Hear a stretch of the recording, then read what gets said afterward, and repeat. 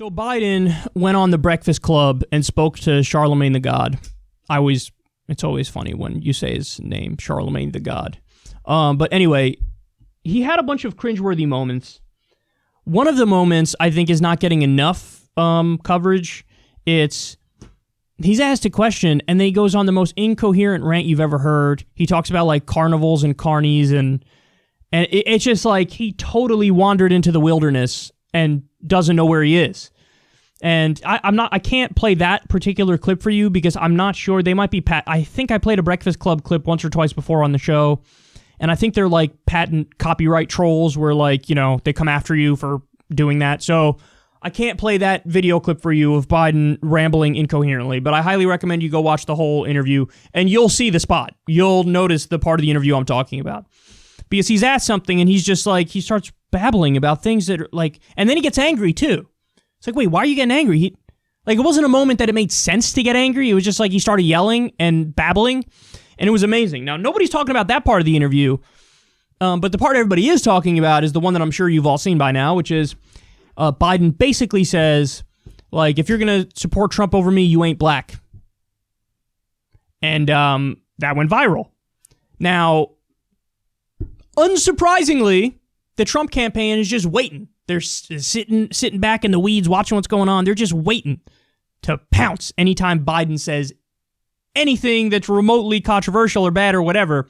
So they're already out with an ad on it. They're already selling T-shirts. T-shirts! Says something like, you ain't black. Oh. So here's the newest Trump ad on this. This is something.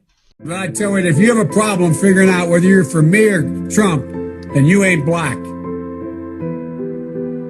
Take a look at my record, man. When I marched in the civil rights movement, I marched with tens of thousands of others. He had not actually marched during the civil rights movement and kept telling the story anyway. I came out of the civil rights movement. I was one of those guys that sat in and marched and all that stuff. Now, his aides went back to say, look, he was in office marching for the idea. That's not what the word marching means. Twitter. I was not out marching. If you have a problem figuring out whether you're for me or Trump, then you ain't black. They're going to put you all back in chains. And you ain't black. Poor kids are just as bright and just as talented as white kids. You ain't black. You ain't black. You ain't black. You ain't black.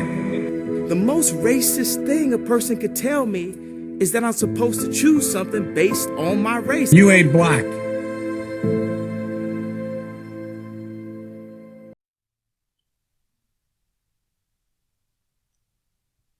The Trump team goes hard in the paint, son. They go hard in the paint. I think Bernie hurt Biden by going soft on him. I really do. I mean, first of all, I think if Bernie went hard on Biden, there'd be a much better chance that Bernie's the nominee.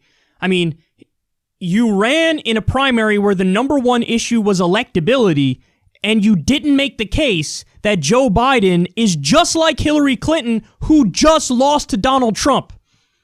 If I was Bernie, I would have been out there every day saying, you guys really want to run this experiment again? We just saw the so-called safe option lose to Trump. That was Hillary Clinton. Joe Biden is exactly like Hillary Clinton. Joe Biden is Hillary Clinton. You want to run that failed experiment again? America, if you want to make that decision, by all means. But you have somebody who could actually beat Trump, me. So Bernie went so soft on Biden, never brought up the line of, remember when Biden said to rich donors, nothing will fundamentally change under me? Bernie never brought that up. Bernie never brought that up. He was so limited in the kind of attacks he made. It was really sad and pathetic. Well, now you see, since Bernie went soft on Biden, now Biden isn't battle tested. Think of this stuff like working out. Like, you have to break down the muscle to build it up. You have to put yourself through something in order to come out the other side of it stronger. Biden it was a cakewalk. It was a cakewalk. Nobody went after him aggressively. There were so many stronger arguments that could have been used against him. They weren't used against him. He literally lied on the campaign trail about going to like protest with Nelson Mandela or something. And the person he was with at the time was like, that didn't happen at all. He just lied. He just lies. And no, Bernie didn't call that out. So if Bernie went harder on Biden, there's a chance Bernie could have won. But also, if Biden won, he'd be a lot more battle tested. Well, now he's in the general election. He's on baby deer legs. He's got no idea what he's doing, and Trump's people are going hard in the paint. Now, let me tell you something. If Joe Biden wins this election, just so everybody understands, and he very well might, it's because we're in an economic depression and we have a pandemic that's killing 100,000 people. If Biden wins, that's why Biden wins. But if you were to remove those from the equation, and I get it, it's impossible to do that, but just hypothetically, if you were to remove those, then again, Trump goes back to being an 80% favorite, in my opinion. I think this election was basically a lockup for Trump versus Biden before the pandemic, before the economic depression. And I think these ads show it. I mean, that's a devastating ad. But it might be the case that since we have a depression and since we have a pandemic, this stuff won't land as much.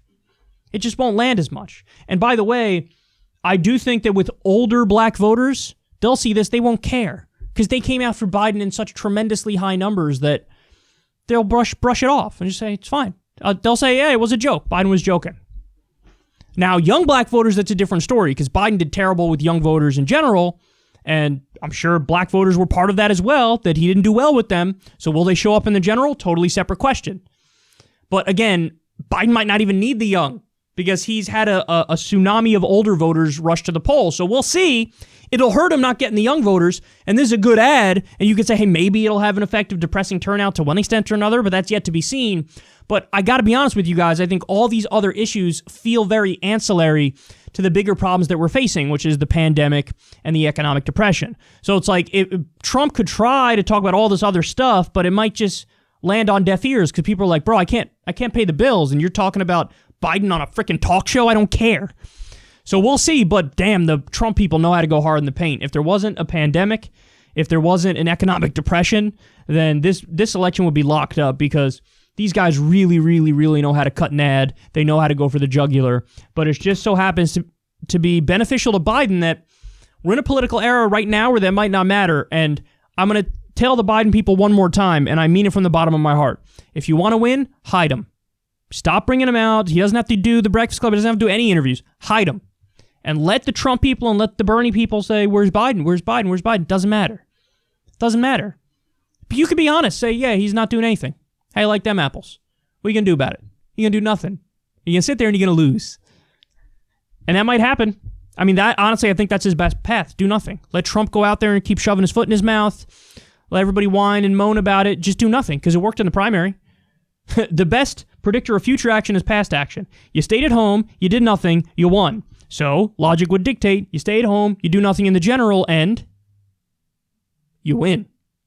So we'll see, but that's a strong ad from Trump. Now, in terms of what Biden said, the you ain't black line, I really do think that this highlights the mentality that Biden and corporate Democrats have.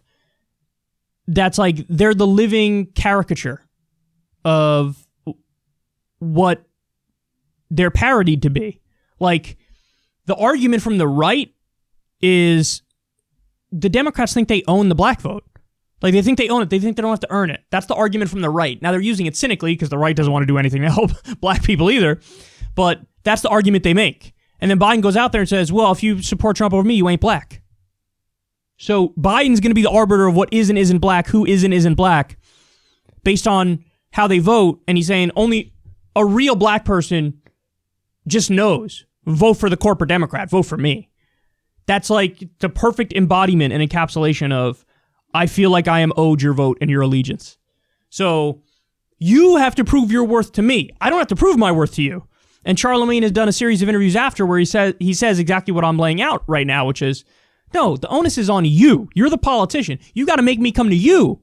Give me something to vote for. Not just what he's doing, which is something to vote against. Hey, Trump bad, vote for me. But I'm not going to offer you anything, and I'm owed your vote.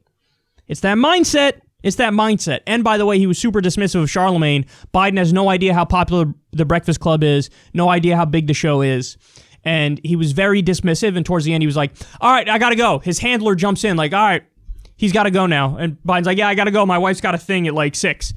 So dismissive, comes across as condescending.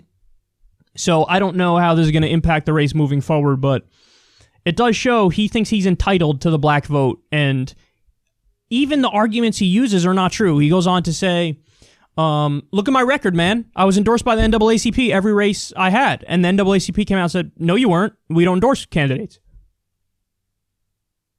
Look at my record, man. Yeah, your record has like the crime bill in it, and you wrote it. And that was abysmal for the black community.